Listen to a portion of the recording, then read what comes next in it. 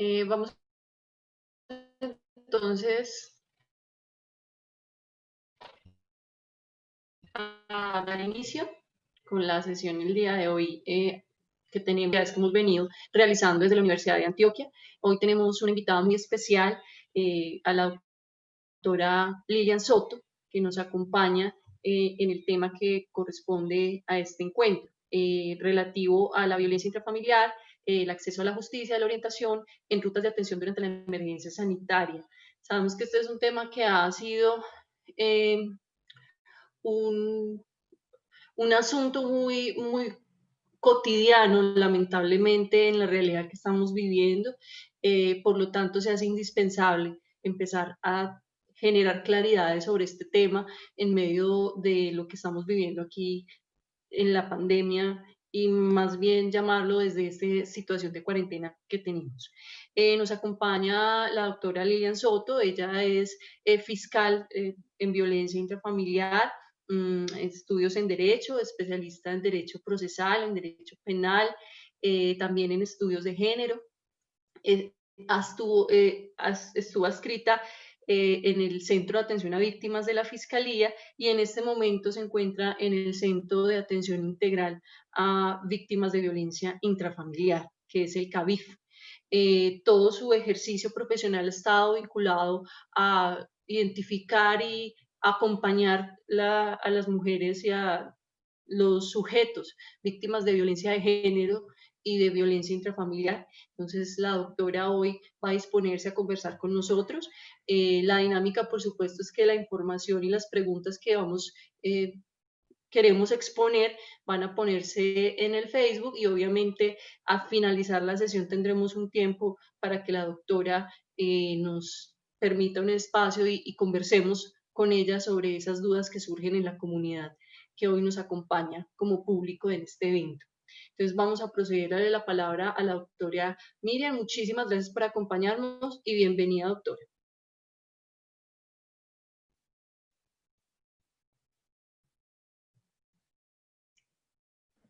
Doctora Miriam, ¿nos escuchas? Sí, ya. Perfecto. Adelante, doctora. Bueno, un saludo para todos y para todas. Muchas gracias a la universidad por querer hacer parte como de este equipo, de este trabajo mancomunado en pro de ayudar a las víctimas de violencia intrafamiliar y pues especialmente desde la Facultad de Derecho, el consultorio jurídico, el CAF. Entonces hemos planteado el tema, pues tratando de darle elementos a los estudiantes que allí están cumpliendo este servicio en esta época de pandemia, en la cual pues es de significar que las estadísticas han aumentado y el tercer delito que ocurre en la ciudad y que más denuncias tiene la violencia intrafamiliar, seguido como en sexto lugar de la violencia sexual, y si le sumamos la violencia la inasistencia alimentaria, pues vemos que son delitos que todos se relacionan con el mismo tema, usualmente violencias basadas en género o violencias contra personas que hacen parte de grupos vulnerables como niños, adultos mayores y personas en situación de discapacidad.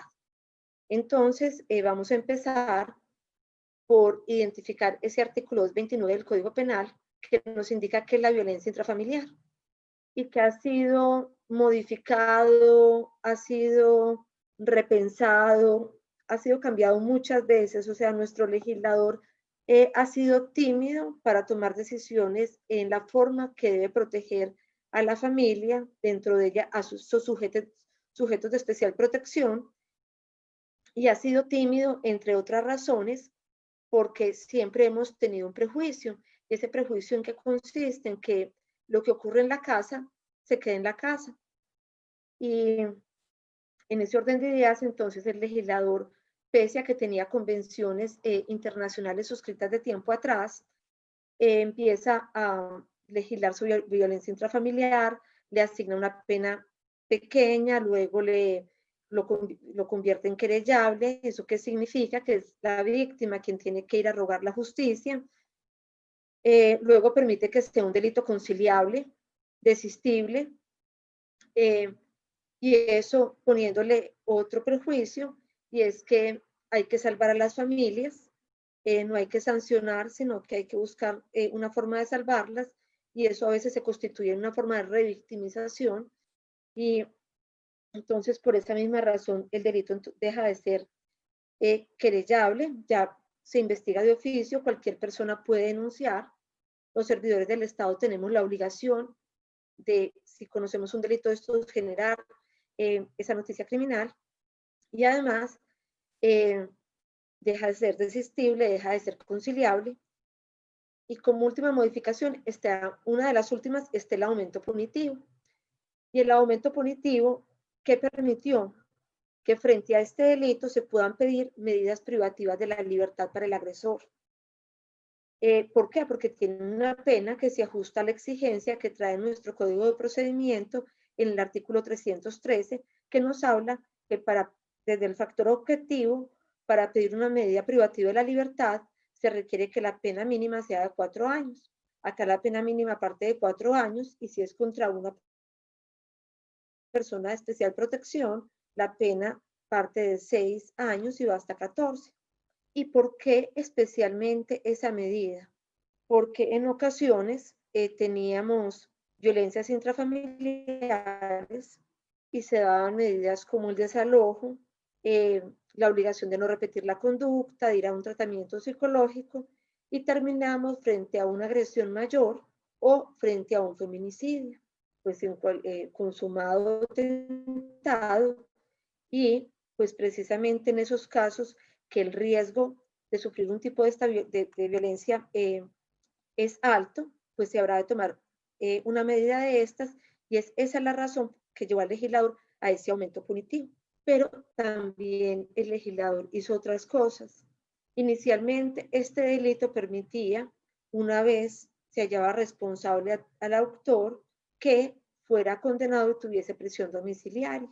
¿Eso qué hacía? Que en muchas ocasiones, desde esa prisión domiciliaria, terminaba agrediendo nuevamente a la víctima.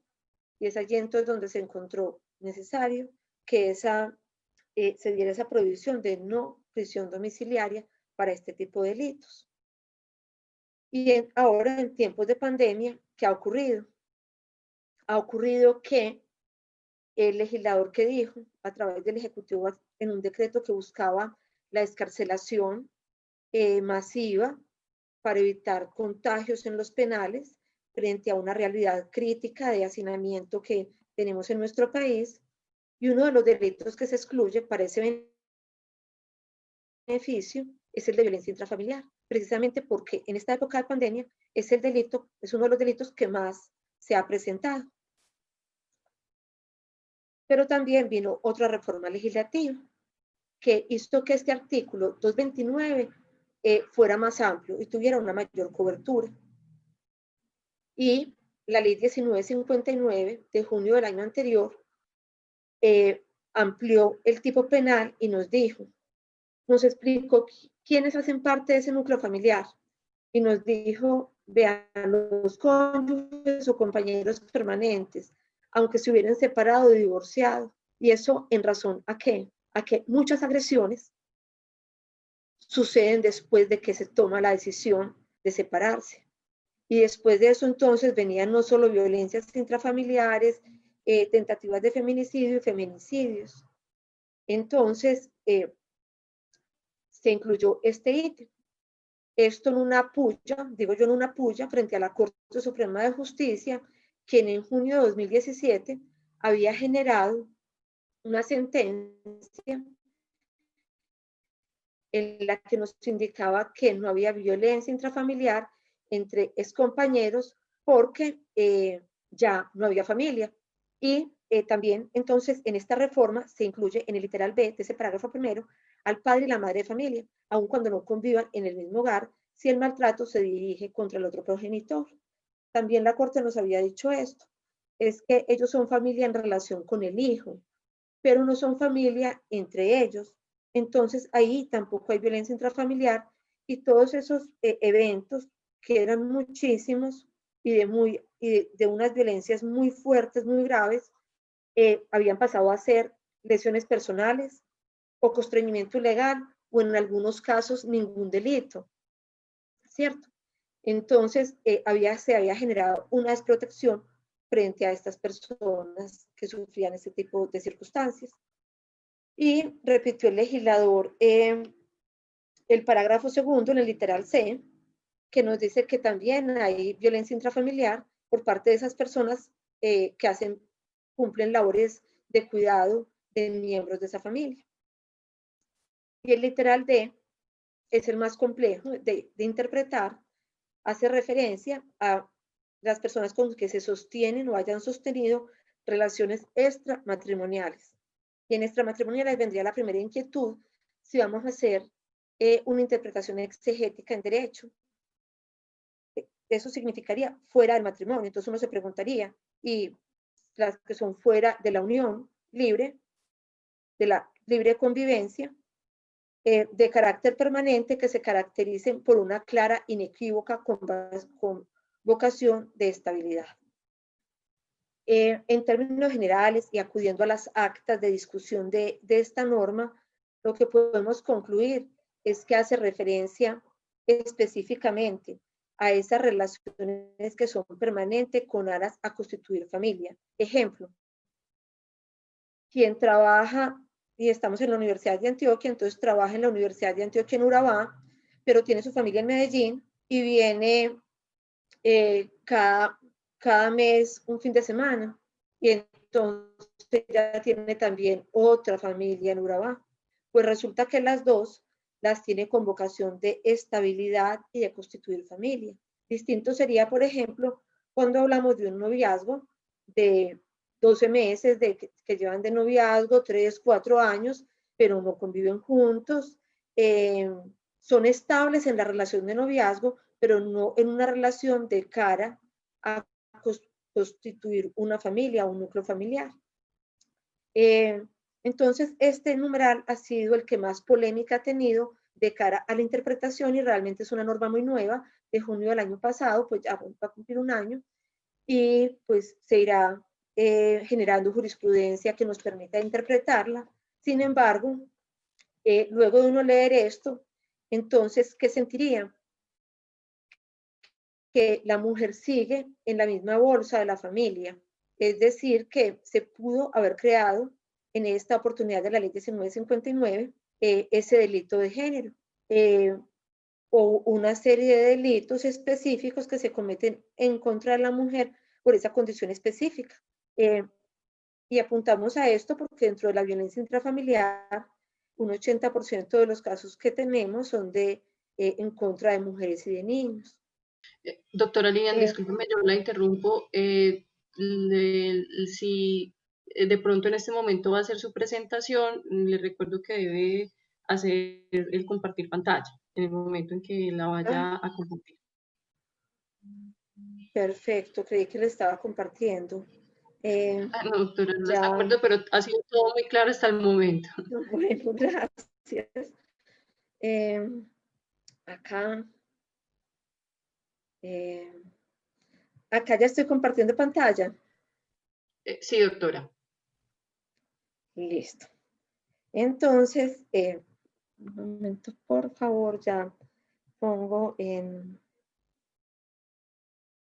Ya. Bueno, entonces, vistas esta ampliación del tipo, tenemos por decir que este delito tiene unas características que es importante que las identifiquemos, y especialmente los abogados y los psicólogos que atienden desde los consultorios jurídicos y desde el centro de atención familiar. Entender también que la violencia económica puede subsumirse en ese verbo rector, maltratar. Es que el maltrato no solamente es físico, sino que también es psicológico, y ese maltrato económico puede ser de carácter psicológico. Un ejemplo, y es muy típico, negarle comida a la familia. En muchos de nuestros casos hay conductas que se vuelven reiterativas, que uno lee y lee y siempre está lo mismo. Que el agresor compra comida de una calidad para él, y mientras su familia no tiene comida. Ese es un claro maltrato psicológico. así tenga referencia con la comida, o que les limite los servicios públicos, los humille por tenerles que dar un pasaje o por los suministros que puede llevar a la casa. Esa es violencia económica, y entonces nosotros le hacemos la interpretación, o la Corte también ha venido haciéndola, como una forma de violencia psicológica. También otra característica es que el delito de violencia intrafamiliar es un delito de mera conducta, no requiere que el daño devenga en incapacidad, enfermedad, deformidad o perturbación psíquica. Y aquí a veces solemos tener la confusión con las lesiones personales. Entonces, cuando un usuario va a nuestros servicios, solemos decirle que no hay violencia intrafamiliar porque es que no hay una incapacidad física, porque es que nunca fue al médico, porque es que esos puños no le dejaron pues un morado muy grande, o porque esos maltratos psicológicos no alcanzaron a perturbarlo. Y entonces aquí hablamos, por ejemplo, de personas que tienen una alta capacidad de resiliencia, o que emprenden una terapia muy adecuada para superar esa violencia que están sufriendo, y eso no significa que no fueron víctimas de esa violencia intrafamiliar de carácter psicológico. También el delito de violencia intrafamiliar no requiere ser reiterado o prolongado, por lo que puede ser un suceso único. Y frente a eso es importante indicar que la Corte Suprema de Justicia, en su sala penal, especialmente a través de una serie de sentencias de la doctora Patricia Salazar Cuellar, se ha venido pronunciando en indicar que la violencia intrafamiliar debe ser contextual, que se debe establecer el contexto de esa violencia, y que en los casos en que es contra las mujeres, se debe establecer que es por la condición de ser mujer. Sin embargo, ella deja claro en sus sentencias que hay eventos tan fuertes que pueden ser un hecho único. ¿Y esto qué nos ha permitido? Para mí han sido muy buen recibo estas decisiones de la Corte, porque a veces nos vemos en la encrucijada de decidir que es un maltrato, y entonces en todas las familias habría un maltrato, y todos pues no podrían llegar a las esferas del derecho penal para lograr o buscar una condena en contra de uno de los miembros del núcleo familiar. Precisamente eso nos ayuda entonces a través de esa ponderación a ubicar realmente y hacer un juicio de tipicidad pues mucho más adecuado. Entonces también, como veíamos ahora, hay conductas que quedan por fuera de esa violencia intrafamiliar. Por ejemplo, cuando hablábamos de los novios, ese novio que entonces violenta físicamente a su novia, estaríamos frente a unas lesiones dolosas agravadas por el hecho de ser mujer, siempre y cuando generen una incapacidad, y dependiendo del tipo de incapacidad, pues ya se hará la adecuación típica en el artículo 111 y siguientes. También puede darse un constreñimiento, cuando le dice, es que si no volves conmigo te va a matar. También pueden haber injurias o calumnias, injurias por vía de hecho, cuando luego de la relación que no era familia, se publicaron algunas fotografías íntimas o se divulgaron situaciones íntimas de la pareja. Sin embargo, estas conductas, por ser delitos basados en la condición de ser mujer, o sea, que se ejerció esta violencia en contra de una persona por su condición, tienen la aplicabilidad de la Ley 1257 de 2008. ¿Y eso qué significa? Que pueden ser acreedoras a las medidas de protección que allí se establecen. Entonces vemos que los sujetos de mayor vulneración son las mujeres, los niños y las niñas, los ancianos y las personas en situación de discapacidad, y por esa razón pues igualmente se agrava la conducta. Como decíamos que la violencia intrafamiliar especialmente se presenta en contra de las mujeres y es la que más desarrollo legislativo ha tenido, hay una sentencia del 1 de octubre de 2020 con el radicado CP 4135-2019, y allí la doctora Patricia Salazar Cuellar nos dice es que hay que establecer esa condición de ser mujer que exige el artículo 229 en el inciso segundo, y hace un paralelo, es que cuando es contra una persona por su edad, pues se demuestra por la edad, pero podría haber casos incluso en que habría que hacer un juicio más profundo. Los casos de los niños, pues obviamente es por su condición de niños de su edad, y hace referencia a que si en el feminicidio se estableció que era necesario establecer que se cometía este homicidio, esta violencia por ese hecho de ser mujer, acá en la violencia intrafamiliar también se debía de hacer, y fundamentalmente ella lo justifica desde el derecho a la verdad y desde el derecho a traer vigentes, o sea, a cobrar vigencia los tratados internacionales que realmente protegen a las mujeres, porque no es lo mismo obtener una condena porque maltrataron a una mujer que obtener una condena en la que se pudo establecer efectivamente esas situaciones como antecedentes de violencia, ataques verbales, desprecio, subordinación, privación de recursos, superioridad, ideas misóginas, patrones de machismos y micromachismos. Se pueden identificar los ciclos de violencia. Entonces allí las posiciones han estado separadas. Hay quienes dicen es que es un derecho que ya nos habíamos ganado las mujeres, que no requeríamos probar en la violencia intrafamiliar, que se nos ejercía por ser mujeres. Y de hecho en uno de los salvamentos de voto de una sentencia de este año que profiere esta misma magistrada, en igual sentido, el salvamento de voto pues va encaminado a eso, que no es necesario hacer ese juicio o esa valoración y esa prueba de establecer de que la violencia es por el hecho de ser mujer. Mi posición personal es que se debe de hacer y que no es difícil. O sea, es una carga para la fiscalía que no es difícil de cumplir, porque realmente cuando estamos frente a una violencia contra una mujer por esas conductas, fácilmente va a fluir de la misma declaración de ella y de quienes han sido testigos, incluso de los mensajes de texto que ya se han convertido en un elemento probatorio importante, de los audios. Se va a establecer que es por esa condición de ser mujer. Y también considero que ese derecho a la verdad es fundamental del debido proceso, que es fundamental y rector de la investigación penal.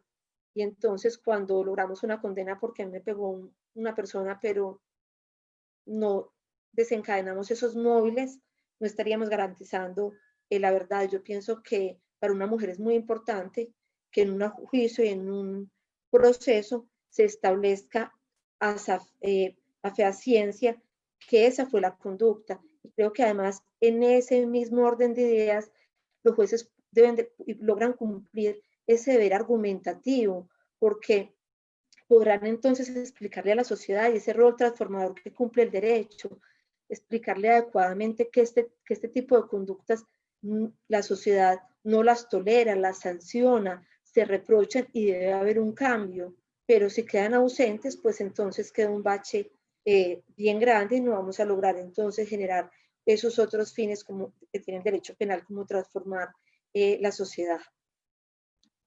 Es importante también establecer que la violencia intrafamiliar entonces genera un tipo de afectaciones altas y de diferentes tipos, como afectaciones en la salud mental, la integridad física, desarticula la familia y tiene consecuencias en la sociedad. A veces esas afectaciones en la salud mental las invisibilizamos y ni siquiera las nombramos. Entonces, una mujer después de que se separa por una violencia no quiere volver a tener otra relación, no, yo vivo sola y feliz, porque ya quedó marcada de que posiblemente todas las relaciones van a ser así.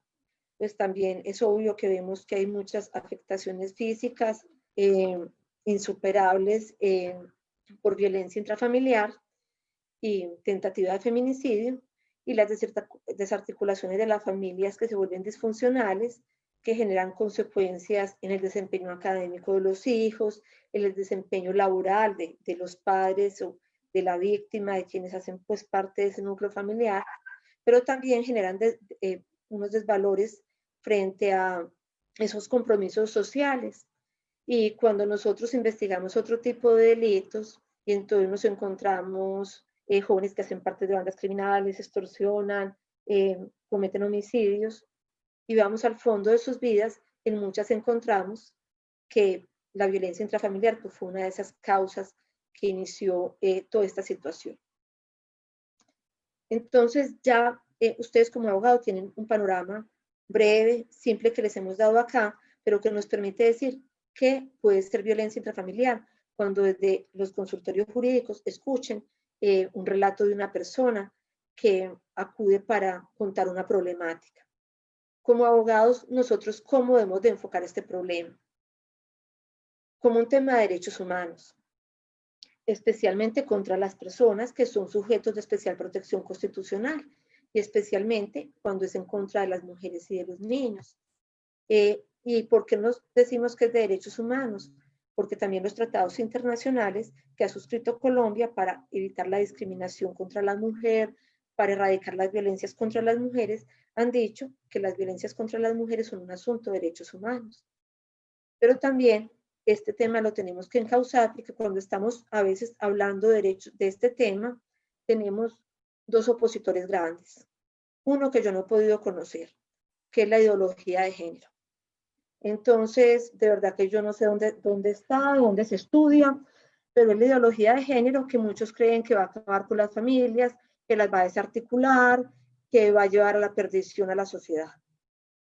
Y el otro tema es que nos dicen, no, es que este es un tema de litigio feminista extremo.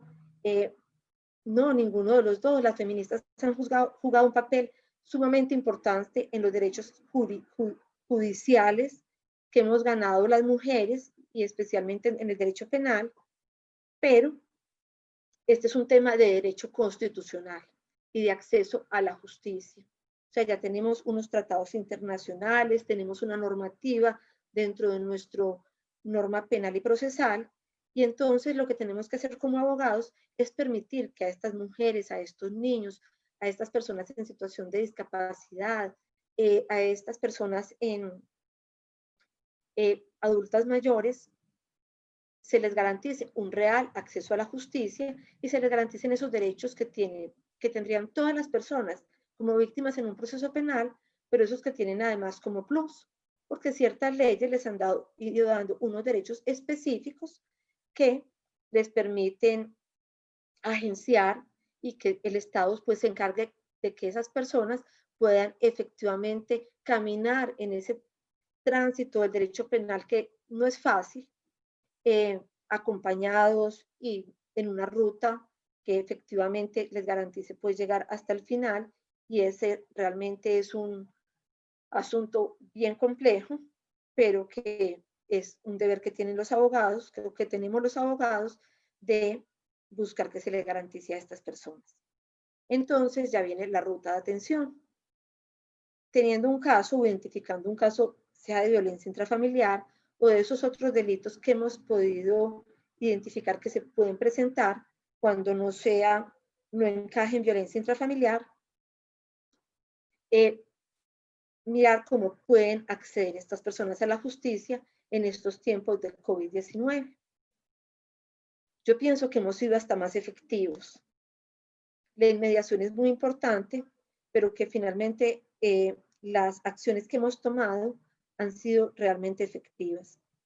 Porque antes una persona que era víctima de un delito tenía que ir a una sala de atención al usuario, hacer una fila, obviamente, no es porque fuera un mal servicio, sino porque, pues, como vamos a un banco, hay que esperar que me atiendan, que me escuchen, que vuelvan y me escuchan, y se volvió un trasegar muy largo. Ahora una persona, y a veces muchas no podían ir, no tenían el pasaje para ir, si ese día no había ficho para ellas, no se atrevían a volver al día siguiente. O sea, les daba mucho miedo tomar la decisión, el paso de llegar hasta la sala de denuncias. Ahora desde su celular pueden marcar al 122. También desde todo el país pueden marcar un teléfono fijo que es el 018.000, 919, 748. Estos dos teléfonos funcionan de domingo a domingo, las 24 horas del día. Obviamente por estos tiempos de pandemia han estado muy congestionados, pero se logra tener la comunicación. También hay un correo electrónico que se llama denuncianónima@fiscalía.gov.co, y este correo va encaminado específicamente. Ahora hablábamos de que la denuncia la puede dar cualquier persona, que antes solamente era la víctima, que tocaba la puerta de la fiscalía. Ahora puede cualquier persona denunciarlo, y en muchas ocasiones no lo quiere hacer directamente. Entonces está la posibilidad que yo cuente, mire, es que mi vecina le pasan estas cosas, es que hay un niño, cada rato nos llegan casos de niños, mire, es que a este niño vimos que lo gritan, está con morados, lo maltratan, pero nos da miedo ir a denunciar. Para eso está esta línea. El camino de pronto es un poquito más largo, porque cuando nosotros tenemos un denunciante, nombres, información concreta, iniciar una actuación penal es más fácil, pero la denuncia anónima también nos permite hacer actos de verificación pues, a través de los policías judiciales de la Fiscalía. También se cuenta con un chat a través de www.fiscalía.gov.co. Ese chat está de lunes a domingo de 8 de la mañana a 6 p.m. Y ahí se pueden hacer todas las inquietudes o preguntas que se tengan. Vale anotar que a través del 122 no solamente está la posibilidad de denunciar, sino también de preguntar cómo está mi proceso, qué fiscal lo tiene, cómo puedo comunicarme con el fiscal para saber si va a haber una audiencia, porque es que ahora en las oficinas no hay nadie, no me están contestando, y tengo audiencia X día, y el juzgado no contestan, la fiscalía. Entonces el 122 también es el centro de contacto de la fiscalía, y a través de él se puede obtener pues, mucha información. También acá en Medellín hay una forma de acceder, que es la mesa de control.usuariosmedellín.med, mesacontrol.usuariosmed@fiscalía.gov.co. Este es un correo electrónico de la Dirección Seccional de Medellín, a través del cual se pueden hacer llegar denuncias escritas o información sobre este tipo de violencias, pues y sobre otra información que se requiera de la Fiscalía. Y la línea 123 Mujer. Esta línea pues ha sido muy exitosa en la ciudad y tiene un enlace bien directo con nosotros. Ellos reciben la información, la remiten a la mesa de control y se crea inmediatamente la denuncia y es asignada. Entonces, esta sería como la forma en que hoy un practicante del consultorio jurídico, del CAF, o un ciudadano que quiera acceder a la justicia, puede hacerlo en estos momentos. También tenemos unas líneas de emergencia. Estas líneas han sido demasiado importantes por varias cosas. Pues una, porque funcionan 24 horas, las trabajan personas especializadas y han sido creadas para atender este tipo de casos. Y entonces está la línea 155 de la policía, funciona a nivel nacional, ahí pueden recibir orientación jurídica y psicológica para las víctimas, para las mujeres, para víctimas de violencias basadas en género. Está la línea 122 de la Fiscalía, pues que ya las expliqué en igual sentido. Está la línea 141 del ICBF, que también es muy efectiva, y si ahí se registra un caso de una violencia contra un niño, inmediatamente generan un radicado y se generan acciones puntuales para la protección pues, y la atención de ese caso. Y como decía acá, el 123 Mujer. Entonces son positivas y son efectivas para atender las emergencias, pero además han sido muy importantes para nosotros como fiscales porque se convierten en una prueba, inicialmente en un elemento material probatorio que nos podrá servir en un juicio en ocasiones como prueba de corroboración y en otras incluso como prueba directa. ¿Por qué? Porque ahí están los audios de todas esas llamadas que quedaron. Y también porque esas profesionales que han atendido a estas personas a través de esas líneas dejan unos reportes, hacen unas remisiones, entonces podemos hacerle un seguimiento a todo este asunto de esta violencia, y en ocasiones encontramos casos de mujeres que han acudido desde hace 5 o 6 años a la línea y no se habían atrevido a denuncian, y podemos encontrar pues todo este historial de hechos de violencia intrafamiliar. Vimos ahora entonces cuáles son los teléfonos o líneas a través de los cuales se puede acceder. Ahora es ante quién podemos acceder, ¿cierto? ya tenemos claro que hay una situación de violencia intrafamiliar, estamos frente a una situación que puede ser un delito o que puede ser también un asunto de conocimiento de las comisarías de familia. Para los tiempos de pandemia, para esta emergencia sanitaria, se legisló el decreto 460 del 20 de marzo de 2020 y allí se le atribuyeron a las comisarías de familia unas funciones específicas, muchas de las cuales ya tenían, pero se le hizo el mandamiento que durante esta pandemia ellos eran quienes debían de llevar pues como la batuta de la actuación en una serie de funciones. Entonces dicen atender a las personas en caso de violencia intrafamiliar. También nos dicen que se deben tomar medidas urgentes en casos de niños, niñas y adolescentes. Ser policía judicial y realizar actos urgentes, especialmente cuando esté en peligro la vida y la integridad física de la víctima en casos de violencia intrafamiliar. ¿Esto qué significa? Que ellos pueden hacer en ese inicio de esa pesquisa en la recolección de elementos materiales probatorios, de dar órdenes, por ejemplo, para la medicina legal, emitir medidas de protección, disponer la protección de la víctima y recolectar los elementos materiales probatorios como declaraciones, informaciones, evidencias físicas. Y para este tema, las comisarías se articulan con la Fiscalía, pues según directrices del nivel central de la Fiscalía General de la Nación. La función de la Fiscalía, ¿cuál es en punto a la atención de la violencia intrafamiliar? Y esto es muy importante tenerlo claro, porque si bien el delito es investigable de oficio, no es querellable, no es desistible, no se puede conciliar. La función nuestra como Fiscalía es investigar y acusar a los responsables de haber cometido un delito. Es decir, nosotros como fiscales de violencia intrafamiliar nos enfocamos primero en establecer, existió una violencia intrafamiliar, un maltrato físico, psicológico, quién lo estableció, y pedir para esa persona, acusarla ante los jueces competentes para pedir una sanción. Pero al mismo tiempo, el artículo 250 de la Constitución nos ha dado una función que es velar por la protección de las víctimas, testigos y peritos que la Fiscalía pretenda presentar.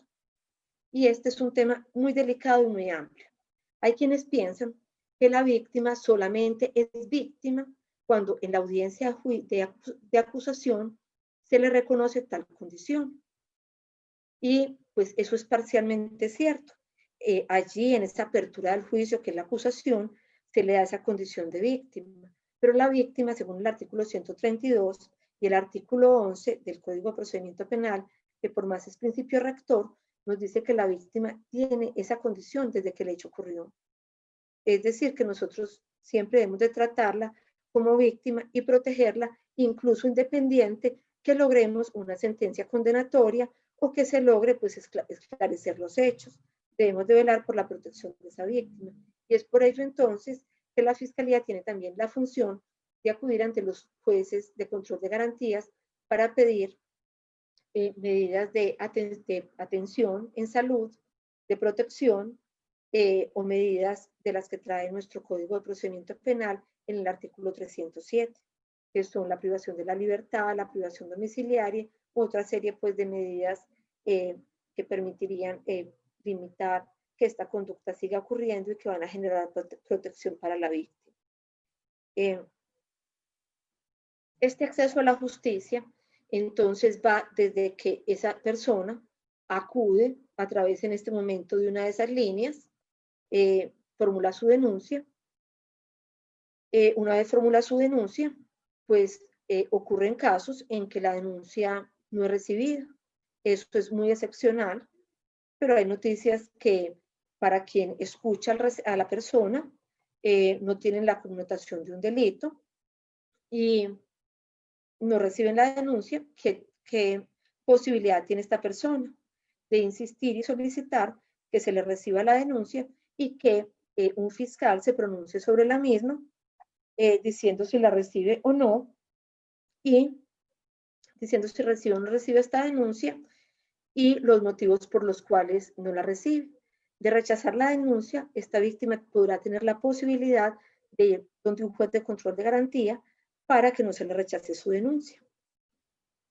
Pero también sucede el caso que su denuncia es recibida, que la indagación preliminar se adelantó y el fiscal puede tomar, hay dos decisiones. Una, archivar el caso. En ese caso de archivo, ¿qué derecho tiene la víctima? A que se le informe el archivo, a solicitar, si no está de acuerdo con ese archivo, que ese archivo sea, valga la redundancia, desarchivado. Pues inicialmente puede hacer una petición respetuosa al fiscal, pero también puede ir ante el juez de control de garantía y explicar sus argumentos jurídicos con base en elementos materiales probatorios para desacreditar ese archivo y pedir que sea revocado. La otra decisión que puede tomar el fiscal es hacer traslado del escrito de acusación, porque ya nuestro procedimiento en violencia intrafamiliar también fue una reforma legislativa de la ley 1959, es un procedimiento abreviado y entonces lo que puede hacer el fiscal es solicitar un espacio para hacer traslado del escrito de acusación y solicitar ante el juez de control de garantías las medidas que sean pertinentes, que como ya dije pueden ir desde solicitar la privación de la libertad hasta solicitar otro tipo de medidas que permitan la protección de la víctima. Una vez se haga el traslado del escrito de acusación, entonces se llama a la audiencia concentrada de acusación y preparatoria y ya se abre el juicio oral. Establecido entonces este camino en la fiscalía, resulta que este no es un tema solo de justicia. Entonces aquí interviene el sector salud, el ejecutivo, el sector educativo, el laboral, la sociedad civil. Y entonces en el tema de justicia tenemos otros actores. Ya vimos la comisaría de familia. Y entonces a veces también nos preguntamos, y muchos de ustedes que son estudiantes se preguntan, pero entonces hay que hacer primero la comisaría y después de la comisaría pasa a la fiscalía, o unos casos para la comisaría y otros para la fiscalía. Y eso no es absurdo, que se lo pregunten, porque en algunos municipios yo me he encontrado con profesionales del derecho que han dicho lo siguiente. No, es que el fiscal se va a dedicar a los hurtos y a las lesiones personales y el comisario a la violencia intrafamiliar. Pues resulta que no. Son dos legislaciones independientes. Una que busca un proceso penal, que es una función. La acción penal está solo en cabeza de la fiscalía, salvo casos en que puede entregar el acusador privado, y la justicia que se dispensa por parte de un comisario de familia, que si bien no hace parte o no integra la rama judicial en forma específica, pero sí tiene funciones jurisdiccionales, porque entonces al dirimir estos conflictos familiares, está diciendo el derecho, porque está disponiendo sanciones, está dando órdenes que afectan derechos como desalojos, restricción a la libertad de locomoción, entre otras.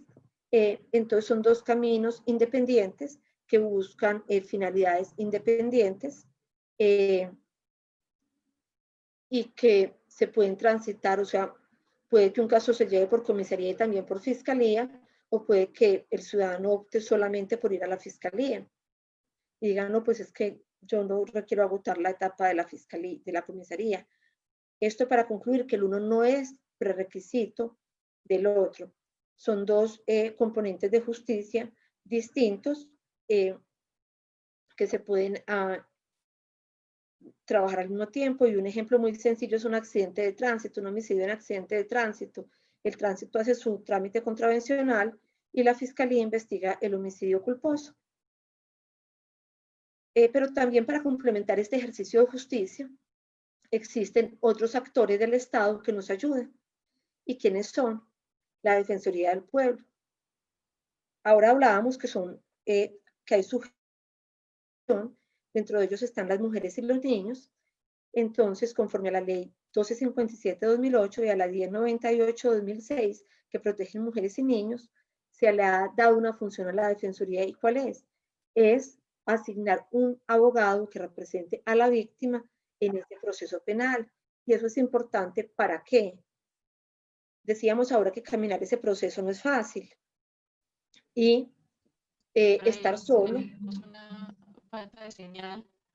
Se ha caído un poco. No me están escuchando.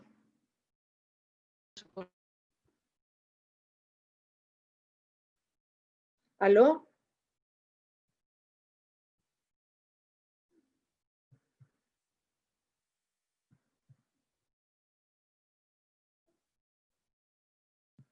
No se escucha. No se escucha.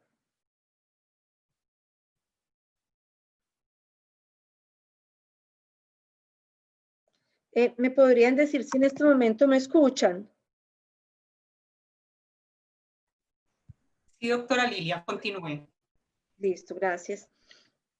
Entonces, íbamos en esos componentes que apoyan el proceso de justicia y que hacen parte de esa ruta de atención, y son los abogados que representan a las víctimas desde la Defensoría del Pueblo y que los acompañan en el proceso penal. Sí. ¿Aló? Escucha, tenemos un problema de señal. Ya la tenemos con nosotros, por favor. Si es tan amable, doctora.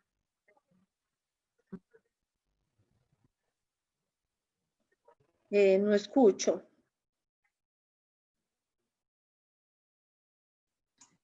Ángela, yo aquí la estoy escuchando Doctora bien. Lilia, no Listo, escucha, tuvimos un entonces. problema de señal. Ya la Listo, voy a continuar. Entonces, íbamos en ese camino del apoyo al proceso penal. En estos tiempos de pandemia, ¿cómo se ha garantizado? Les cuento que yo les decía ahora que estamos teniendo una respuesta mejor. En las últimas audiencias que hemos hecho, algunos compañeros y yo hemos logrado que la representante de víctimas de la Defensoría del Pueblo o el representante se conecten a la audiencia e incluso las víctimas. En estos días tuve un caso que me conmovió inmensamente porque una mujer que vive en un estrato, diría yo, menos 40, con unas condiciones de mucha vulnerabilidad, logró a través de su celular conectarse y participar de toda la audiencia. Entonces, es como ver que también se pueden garantizar y que de pronto estas situaciones nos están permitiendo traer nuevas tecnologías incluso para garantizar mucho mejor los derechos de las víctimas. Y en tema de justicia en comisarías, también tenemos, al menos en la ciudad de Medellín, en otras ciudades, y esto no porque, bueno, porque Medellín sí es una ciudad que tiene, o en la que tenemos muchos recursos a comparación de otras ciudades, pero la ley 1257, por allá en su artículo 20, si no me equivoco, habla que los municipios deben de garantizarle esa primera orientación y atención integral a la víctima, en temas de justicia, en temas jurídicos, y precisamente, por ejemplo, acá en Medellín hay unas duplas que orientan a las mujeres para ese acompañamiento en el tema de justicia en la comisaría de familia. El otro sector que también tiene una corresponsabilidad en esta ruta de atención es salud, y yo pienso que en ocasiones tiene que ser el primero. O sea, antes de llegar a la fiscalía, en muchas ocasiones las mujeres y los niños y las personas deben de pasar por el sector salud, pues para que atiendan su condición física, de esa vulneración que están sufriendo, para que atiendan su situación de salud mental, esas crisis que se ha generado por ese hecho violento.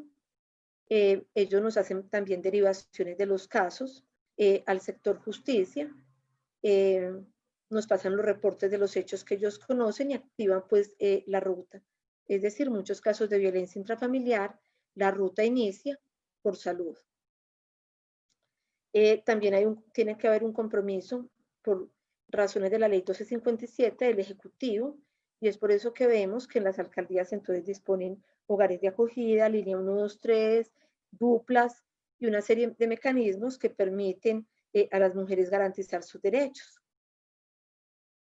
En el tema de educación, muy importante también es otra fuente de casos para nosotros, pues no solamente ellos cumplen la función de prevención, de educar para que estas conductas se prevengan y se evite la violencia intrafamiliar, pero también el sector educación percibe muchísimos hechos de violencia intrafamiliar. y muchas instituciones educativas se han convertido, al menos en mi despacho, en aliados especiales, porque cuando uno tiene un caso de violencia intrafamiliar, cuando yo como fiscal tengo un caso de violencia intrafamiliar y sé que hay niños, inmediatamente me comunico con la institución educativa y hago los respectivos oficios para que les den la atención. ¿Y eso qué significa? Que esa personita, que ese niño que está allí, de pronto en silencio, viviendo una cantidad de situaciones, pues pueda ser apoyado en forma efectiva frente a esa problemática. Y que también nos puedan hacer un llamado de atención e incluso en ocasiones complementarnos información que puede servir al proceso. La corresponsabilidad desde el ámbito laboral y la empresa. Este es también importantísimo. Si bien muchas mujeres que trabajan son sujetos, son víctimas de violencia intrafamiliar, o sea, esto no tiene, la violencia contra la mujer no tiene límites en condición laboral, económica, intelectual, pero sí es mucho más fácil llevar las situaciones cuando se tiene un empleo y no hay dependencia económica. Una de las situaciones que más amarra a las mujeres a estos ciclos de violencia es la dependencia económica. Pero también en ocasiones se les genera un problema más, porque es que entonces cuando yo voy a denunciar y estoy pidiendo permisos, me echan de mi trabajo. O finalmente no me dejan ir a las citas. También sucede que, y es típico, esto también es constante, que los agresores hagan escándalos, sigan a las víctimas en sus entornos laborales. Y para una empresa, pues esto no es muy agradable. Entonces, la forma de solucionar el conflicto es indemnizando a la persona y despidiéndola. En alguna medida, la ley 1257 y el decreto reglamentario en materia laboral, pues se ha encargado de dar unas directrices sobre ese apoyo que se le debe dar a la mujer y el Estado entra a compensar eso con una rebaja en el impuesto a la renta. Es decir, al empleador, usted está pasando por una situación difícil, tiene una persona trabajando y no está trabajando al 100, porque además está desconcentrada, está triste, está con su autoestima baja, en fin, nosotros le estamos compensando económicamente eso, pero haga el esfuerzo de mantener a esta persona y comprenda esta situación. Y finalmente, pues el llamado a la sociedad civil es a cooperar frente a este tipo de hechos. Nosotros tenemos un obstáculo grandísimo, investigativo, con la sociedad civil. Cuando llegamos a un barrio a hacer labores de vecindario y establecer quién sabe de esa familia que lleva ahí 5 años viviendo, ya tenemos 3 denuncias de violencia intrafamiliar, con hechos fuertes y nadie sabe nada. O los que saben muchas veces nos dicen, no, es que para qué me voy a meter si es que ellos pelean y a los 8 días están juntos y yo quedo en un problema. O también vienen con otros estereotipos que nos dicen, es que sabe qué, a esa señora le gusta que le peguen, porque es que le pegó hace 15 días y ella otra vez con él, como si nada hubiese pasado. Entonces nosotros tratamos de cumplir con la sociedad como ese rol educativo, cada que los abordamos, generar esa conciencia de que también tienen un rol y un compromiso importante, porque puede que hoy que nos den una información a nosotros como fiscales, o mañana, o un día que llamen al 123 a decir, enseguida de mi casa están lesionando a alguien, el esposo está lesionando a su pareja o están lesionando a un niño, van a quedar como sapos, pero luego van a quedar casi como no responsables en términos penales, obviamente no podríamos llegar a ese punto, pero sí quedaría un sinsabor alto en su ser cuando a la vecina la mataron o al niño lo mataron y yo nunca llamé, yo nunca hice nada porque no quería quedar de sapo. Entonces es un trabajo bien importante el que puede cumplir la sociedad civil rechazando este tipo de hechos y vemos pues que hay sociedades que ya generan reflexiones importantes y en nuestra ciudad también tenemos colectivos de mujeres que hacen una actividad extraordinaria. A mí me encanta convocarlos a veces a las audiencias y lo hago por varias razones. Una de ellas es porque siempre he pensado que los jueces tienen el deber de argumentar también sus decisiones, que toda la sociedad las pueda comprender. Y ese grupo de mujeres que nos representa debe quedar y entender esa decisión que ha tomado el juez y escucharla, y él debe tener pues como esa obligación de ser tan claro para explicar su decisión a todos los sectores de la sociedad que pueden resultar afectados con ella. Entonces, es otra forma pues de participar, la que hacen los colectivos de la sociedad civil y de generar esa corresponsabilidad, y por eso yo los ubico aquí en la ruta de atención. Además, porque por muchos colectivos de mujeres es que inicia la ruta de justicia. O sea, son esas mujeres que se van preocupando por otras y van y las llevan a la fiscalía, a la comisaría, para que inicien su proceso. Bueno, ahora en esa ruta, ¿qué hacer? ¿Qué hacemos nosotros como ciudadanos, como estudiantes de Derecho, como estudiantes de Psicología, que atendemos a una persona que es víctima de un tipo de estas violencias? Pues lo primero que tenemos que hacer es escucharla. Segundo, no juzgarla. Y esto como para los abogados. Cuando nosotros escuchamos un cliente, voy a hablar pues como que si yo fuera abogada litigante, escuchamos un cliente de un delito de hurto, nosotros no le decimos, ay, ¿usted por qué tan bobo que se dejó robar? Sí. O a una víctima de una estafa, no, es que usted sí fue pues muy bobo que se dejó estafar, no sabía que ya esto lo han sacado por propagandas y todo. Eso usualmente no lo decimos. Pero cuando viene una mujer o un niño o un adulto mayor a denunciar, empezamos a juzgar y a decir, es que, ¿quién tuvo la razón? Es que usted también debe echar mucha cantaleta. Es que usted no entiende que su marido llega cansado de trabajar y usted llega a pedirle plata para los niños, o a veces él con alcohol borracho, y usted, si él está borracho, ¿cómo le pone problema? ¿Cómo le dice que por qué se gastó el dinero del licor pues en licor y no en las cosas de los niños?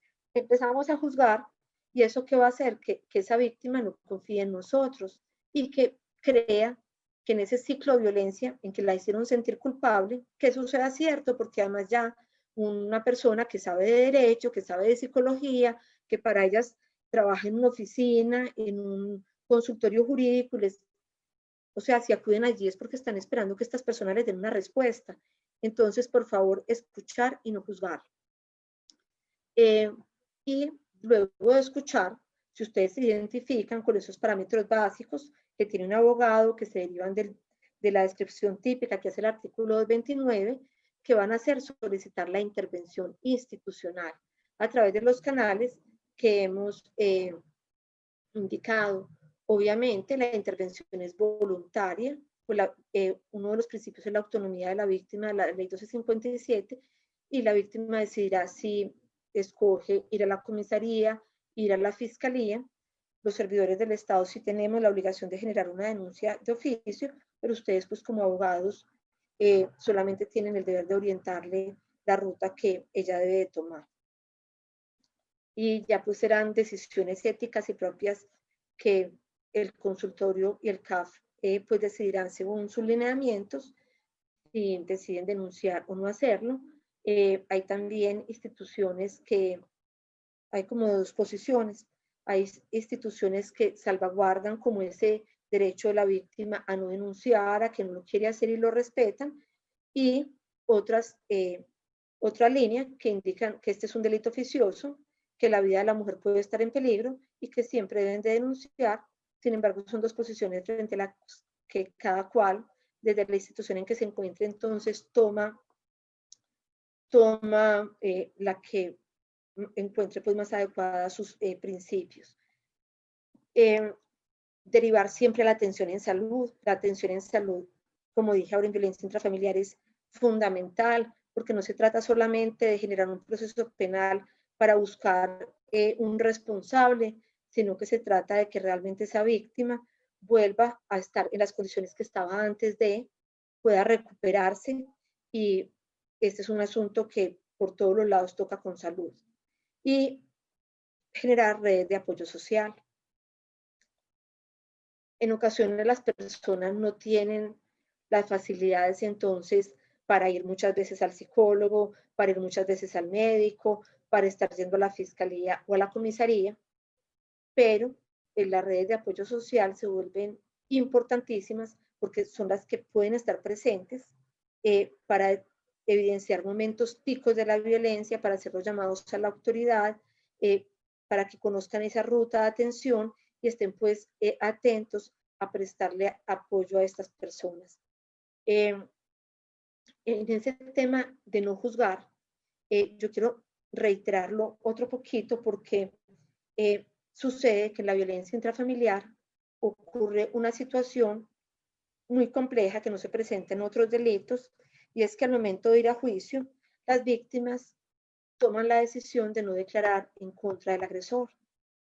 ¿Y por qué toman esa decisión? No porque les gusta que las golpeen, no porque piensan que lo que les hicieron está bien hecho, sino que lo hacen porque a veces se sienten culpables, porque su familia las presiona, porque sus hijos las presionan, porque tienen dependencia económica, por una cantidad de situaciones.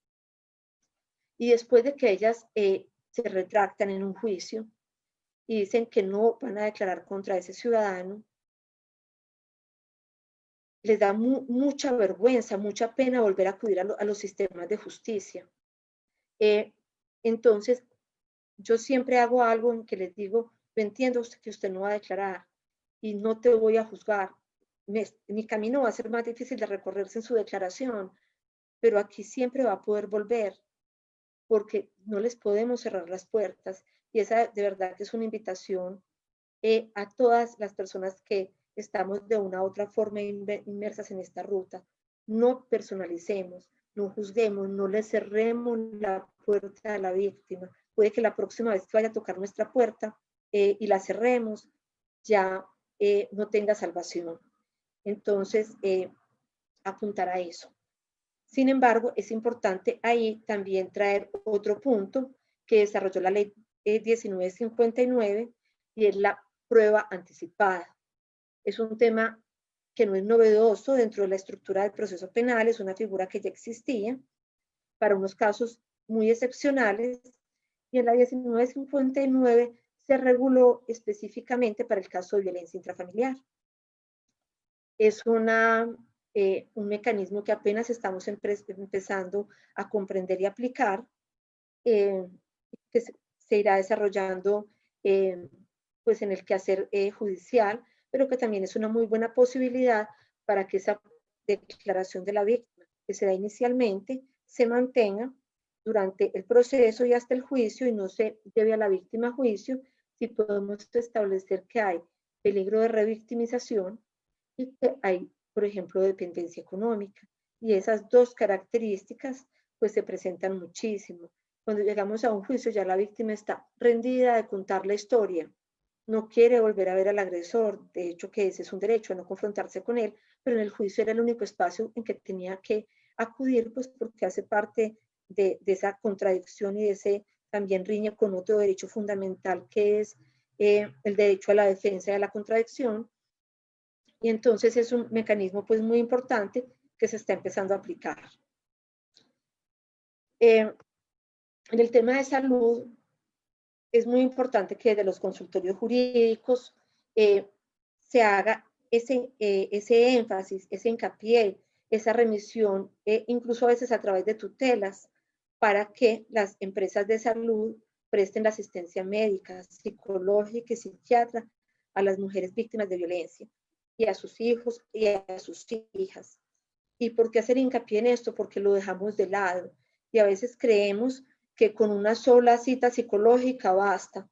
Y para ir a un psiquiatra eso es lo más difícil en una EPS, si es del régimen subsidiado, mucho más difícil. Y realmente, si se diese esa asistencia psicológica y psiquiátrica adecuada, los casos de violencia intrafamiliar yo creo que serían mucho menores. Entonces, hacer énfasis siempre que tengan un caso de estos en que la mujer pueda acceder a esos servicios. Como decía yo ahora, muchas veces ellas no van por otras razones de otra índole, pero para eso están los psicólogos, de los CAF, para que los ayuden a empoderar, a hacerles ver la necesidad de la importancia de la salud mental, pero que no sea porque nunca les dieron una cita y nosotros como abogados no hicimos lo que teníamos que hacer para lograr el litigio en favor del derecho a la salud. Bueno, ya las instituciones educativas y de las laborales hablamos. Creo pues que en estos términos, en forma sucinta, logramos tocar el tema de violencia intrafamiliar, cómo acceder a la justicia y esas rutas que podemos caminar para que esos derechos se hagan efectivos. Muchas gracias y quedo atenta a las preguntas.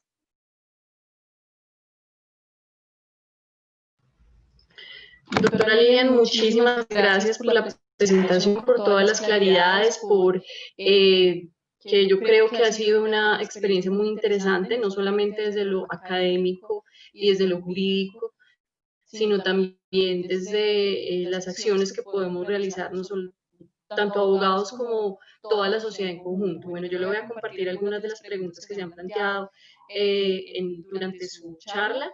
Hay algunos asuntos que usted ha venido resolviendo durante la charla, sin embargo, las presento nuevamente porque creo que este es un tema es interesante que queden recalcados en este trabajo que hemos venido realizando el día de hoy, doctora. Entonces, preguntas están relacionadas con asuntos que ya planteó y que le pido por favor retomemos brevemente para aclarar. Bueno, muchas gracias. Nos hace una pregunta Marcela Gutiérrez, dice, ¿existe una condena ejemplar para un agresor declarado culpable del delito? Existe una condena de violencia intrafamiliar, existen muchas condenas. Una condena ejemplar, dice la... Pues sí, hemos tenido condenas ejemplares. Hace poco hubo una condena por parte de un compañero mío de unidad en que la condena fue de 6 años. En mi concepto es una condena ejemplar. ¿En qué sentido? En que usualmente cuando ya ven que están muy cogidos con los elementos de prueba, pues ellos se van a preacuerdo y el preacuerdo siempre les rebaja la mitad de la pena. En ocasiones entonces pueden quedar en penas de 3 años, en fin, pero si hay penas bastante altas y significativas, ese pues sería como el caso más reciente que tenemos, que es esta condena de 6 años. También hubo una condena de 6 años en estos, hace poco, confirmada por el Tribunal Superior de Medellín, o sea que incluso fue a segunda instancia y el Tribunal Superior de Medellín confirmó esa condena del juez penal municipal y la Corte Suprema de Justicia también ha dictado pues sentencias bien importantes condenando por el delito de violencia intrafamiliar. Incluso hay una muy buena, que es la sentencia del Cambuche. Es una sentencia del año pasado, también de Patricia Salazar Cuellar, y que pese a que no había convivencia, todavía no estaba la ley 1959 vigente y se estaba revisando una violencia intrafamiliar en la que ya no convivían juntos y por la decisión de la Corte de 2017, pues el condenado con su abogado pidieron la acción de revisión para que le aplicaran ese criterio jurisprudencial y lo condenaran por lesiones. Y la doctora Patricia Salazar Cuellar se vino con una confirmación de la sentencia por violencia intrafamiliar, diciendo es que así no convivieran juntos. En ese caso puntual había una agresión tan sistemática y él seguía tan inmerso como en la vida de ella que efectivamente se va a la violencia intrafamiliar y la confirmó. Es decir, pues que sí tenemos un nutrido caudal de condenas. Lo que sucede es que la violencia intrafamiliar rebosa los límites, o sea, las denuncias son tantas que las sentencias serían pocas frente al número de casos que tenemos. Muchas gracias, doctora Lilian. Tenemos una segunda pregunta. ¿Qué tipo de medidas, aquí plantean de inmediatez, pero asumamos que son esas medidas urgentes, qué tipo de medidas urgentes está realizando la justicia cuando el agresor está ejerciendo violencia de género durante este tiempo de cuarentena del COVID-19? Pregunta Cristina Arango. Bueno, Yo les voy a hablar específicamente del delito de violencia intrafamiliar, pues que es el que me incumbe, ¿cierto? Porque no podría hablar de otros delitos que no tengo conocimiento cómo se están desempeñando. Pero sí, efectivamente, pues inicialmente las funciones están en este momento en manos de la comisaría, porque la rama judicial había suspendido por los primeros días de la cuarentena y había limitado el tipo de audiencias. Entonces, los comisarios de familia estaban otorgando todas esas medidas de protección, que eran el desalojo, el alojamiento, el desalojo, el no acercarse a la víctima, no repetir la conducta, las multas, etc. La fiscalía, por su lado, ¿qué hizo? Incluso en el tiempo de cuarentena que estaban restringidas las audiencias, las solicitudes de captura, el centro de servicio nos admitió audiencias para solicitar captura y pues desde el equipo de alertas tempranas, que somos 3 fiscales acá en Medellín, en este tiempo de pandemia hemos obtenido varias órdenes de captura y vale a notar que en todas las que han capturado en el tiempo de pandemia, los jueces han impuesto medidas de aseguramiento de carácter intramural, pese a la situación del COVID en las cárceles, y en unas 2, porque estaban en otras ciudades los agresores, se impuso la domiciliaria, pues era absolutamente razonable y adecuada pues esa medida. Pero sí se han impuesto ese tipo de medidas. También la Fiscalía cuenta con un esquema, que es el Programa de Protección a Víctimas de la Fiscalía, que en casos de violencias muy fuertes, bueno, en todos los casos aplica, pero especialmente para violencias muy fuertes. ¿Y por qué hago esta claridad? Porque es un programa que saca a la mujer del círculo familiar, del círculo social, para protegerla efectivamente, y muchas mujeres, pues no es lo que se les adecua, toda vez que lo que buscan es continuar en su entorno, con sus hijos, en el lugar donde estudian. Entonces esta medida no se torna pues como la adecuada, pero también existe, también se ha aplicado para casos de violencia intrafamiliar, y esto hay que unirlo a un hecho, que es que muchas mujeres, sumada a la violencia intrafamiliar, la viven en el marco de las bandas criminales. Entonces, muchas mujeres no son solamente víctimas de la violencia intrafamiliar, sino que su agresor se vale de la banda del barrio para hacerla desplazar, o le ejerce, por ejemplo, otro tipo de delito que puede ser realizado por estas bandas, le quita bienes, en fin, y eso requiere pues otro tipo de medidas más fuertes, pero sí se están dando. Pero yo repito, el asunto de violencia intrafamiliar desborda la capacidad instalada que se tiene en la ciudad, porque las comisarías están rebosadas. Nosotros como fiscales también tenemos bastantes casos. Muchas gracias, doctora. Tenemos una pregunta también por parte de Ángela Correa. Nos pregunta si los pantallazos de WhatsApp pues, constituyen o podrían constituir prueba dentro del proceso penal de violencia intrafamiliar, o Sí, si viola el debido proceso. Es una prueba muy interesante. Hay una sentencia del año anterior, de este año, no la tengo a la mano, es en materia laboral, y la Corte le da un valor menguado al pantallazo, ¿cierto? Y lo que viene en contra por parte de la defensa, es decir, es que hay programas pues programas informáticos que permiten alterar y crear esos pantallazos como se quieran manipular, en fin, pero es que usualmente el pantallazo va conexo con otra prueba, que es la declaración. O sea, un pantallazo no cae en un juicio del cielo, un pantallazo ingresa porque alguien dice que lo recibió. Entonces ahí tenemos una prueba testimonial. Yo como fiscal no desecho los pantallazos. Hay en ocasiones que me dan muchas pelas y yo los llevo. Siempre doy la orden al perito en informática que los pueda extraer técnicamente. Entonces, remito a la víctima que vaya a la sección de informática, forense, que un ingeniero extrae del celular la información, y pues esta información sí se puede llevar a juicio con toda la solidez. Sin embargo, en muchos casos no contamos con esa posibilidad, porque ya los han borrado, porque quedó solo el pantallazo. Entonces, yo lo llevo como documento, la defensa que me lo ataque me tiene que probar que es falso. O sea, quien me diga que es que eso no tiene valor probatorio, pues que pruebe que está alterado, que es falso.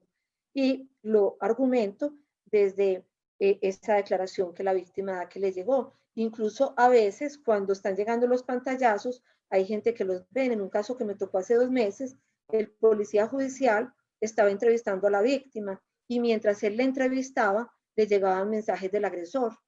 Eso fue en tiempo de pandemia. Entonces, esa información no la habían podido extraer del celular. El investigador tomó el pantallazo al celular de la víctima, miró dónde lo había extraído, de qué número le llegó, lo anotó en el informe y ya fue pues como una tarea argumentativa.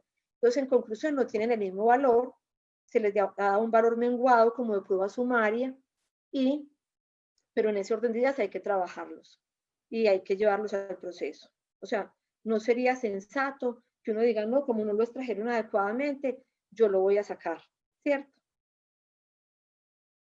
Muchas gracias. La sentencia, doctora, que mencionaba es la T043 de 2020, del 10 de febrero de 2020. Muchas gracias. Doctora. Tenemos varias preguntas realmente relacionadas de varias personas con el tema de saber si las líneas que vimos durante la presentación están activadas solamente durante este tiempo de cuarentena o van a seguir activas.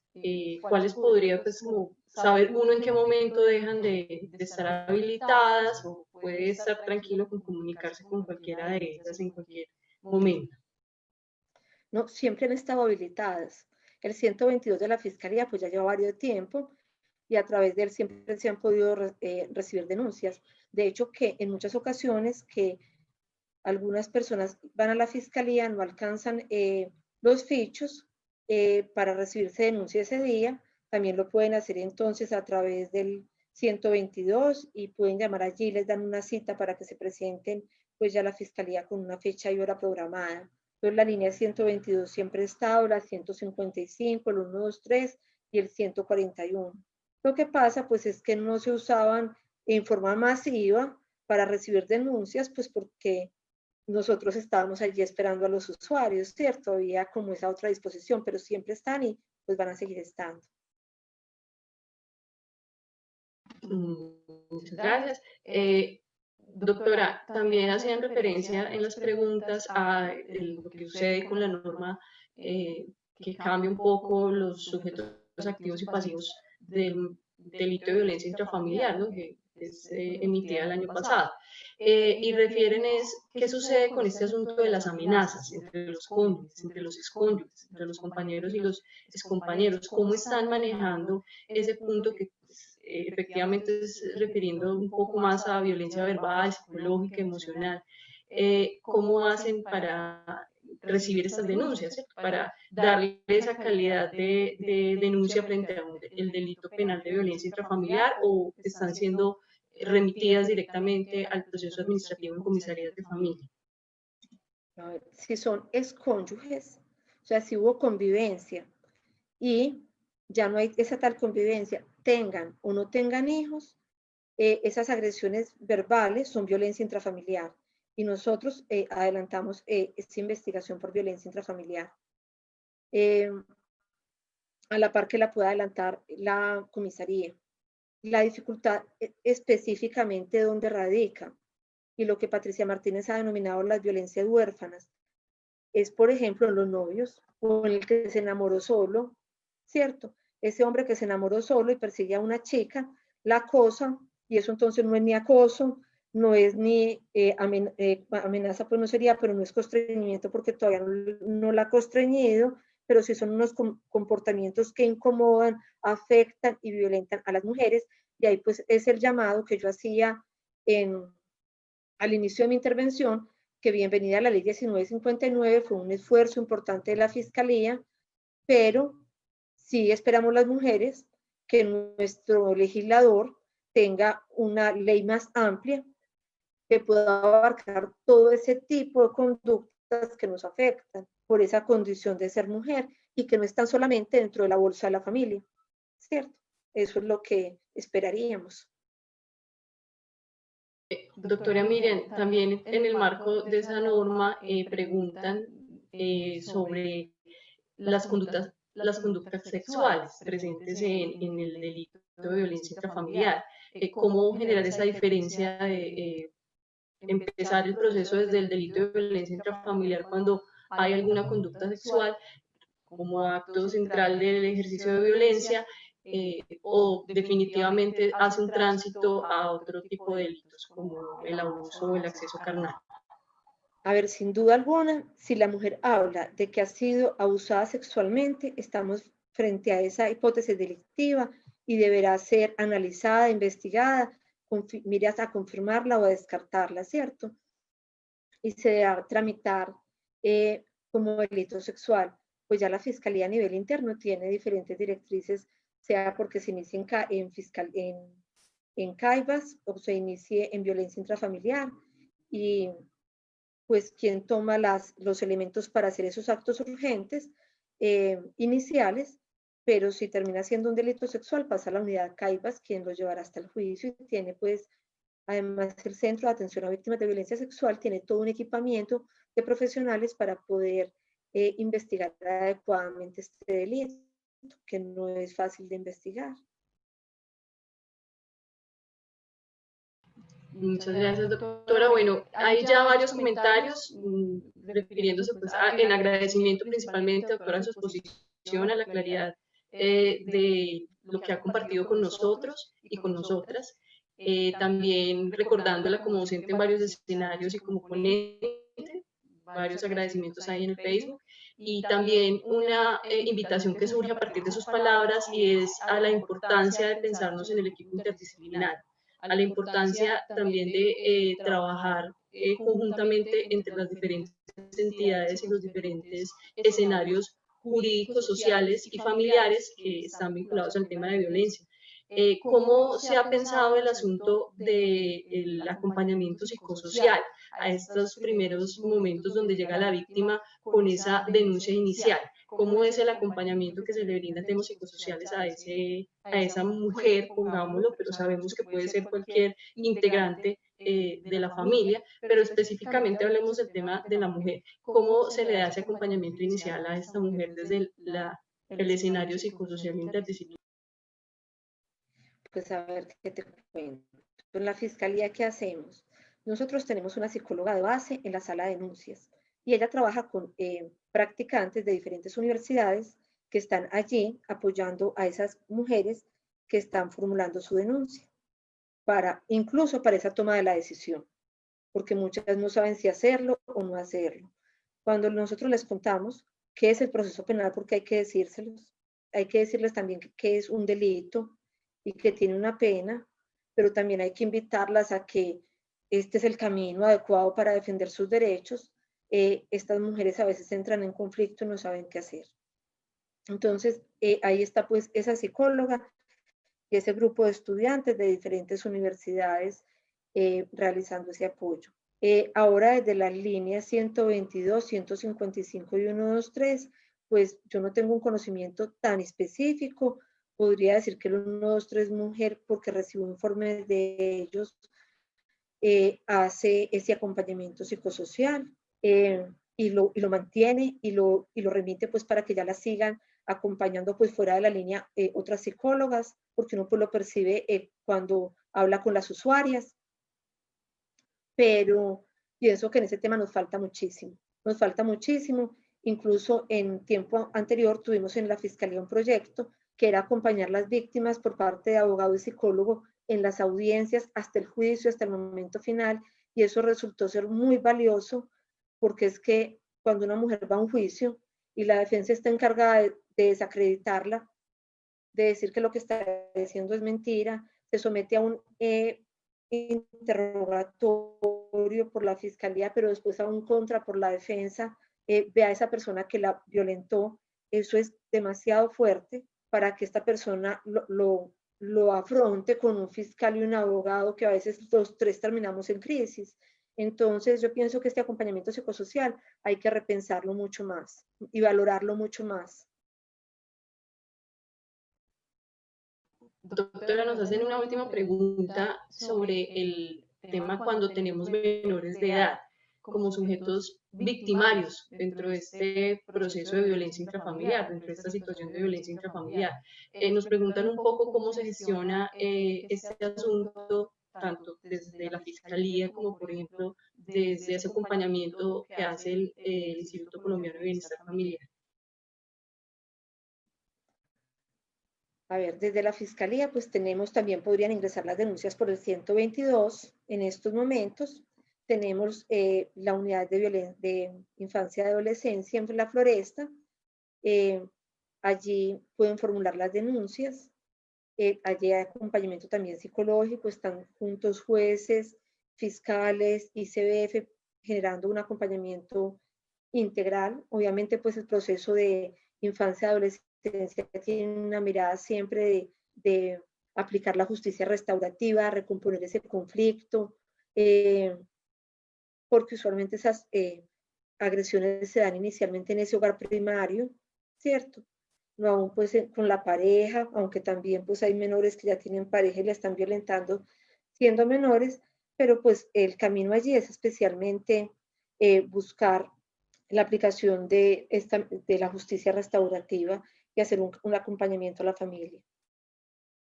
Bueno, doctora Lilian, aquí ya finalizan las preguntas que teníamos dentro del Facebook Live.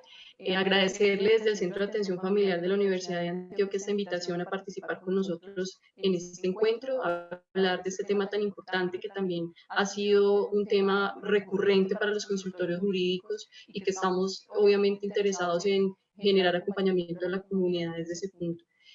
Muchas gracias. Les recuerdo a todos que el Facebook Live les permite nuevamente repetir este video porque han preguntado por las memorias. Entonces es posible acceder a esta información nuevamente, ver el video completo con la presentación de la doctora Lilian dentro de toda la jornada de hoy. Doctora Lilian, nuevamente muchas gracias por su compañía. Esperamos volverla a tener con nosotros nuevamente. Muchas gracias a todos los participantes también. Doctora, adelante para la despedida, la escuchamos. Sí, bueno, muchas gracias a ustedes y que también sea como el principio para fortalecer ese nexo, pues esa unión entre el consultorio jurídico de la universidad, el CAF y la sala de atención a denuncias y los diferentes centros de atención integral a víctimas de la Fiscalía. Entonces yo quedo atenta si requieren los datos de los coordinadores, pues la información propia de los servicios que allí pueden tener para que pues podamos empezar a hacer una verdadera red de apoyo. Doctora, muchas gracias por la invitación. Por supuesto, seguramente nos contactaremos para continuar este trabajo conjuntamente. Invito a quienes también hacen parte de esta llamada, de este encuentro, que no hacen parte del ejercicio que estamos realizando desde el Centro de Atención Familiar del Consultorio Jurídico de la Universidad de Antioquia, a recordar los enlaces y la información que nos brindó la doctora Lilian para conectarnos con la denuncia, con los escenarios de la Fiscalía que acompañan el tema de violencia intrafamiliar para obtener esa misma información. Doctora Lilian, nuevamente, muchísimas gracias por toda la tarde. Muchísimas gracias a todos por participar. Y entonces así damos cierre a este encuentro el día de hoy.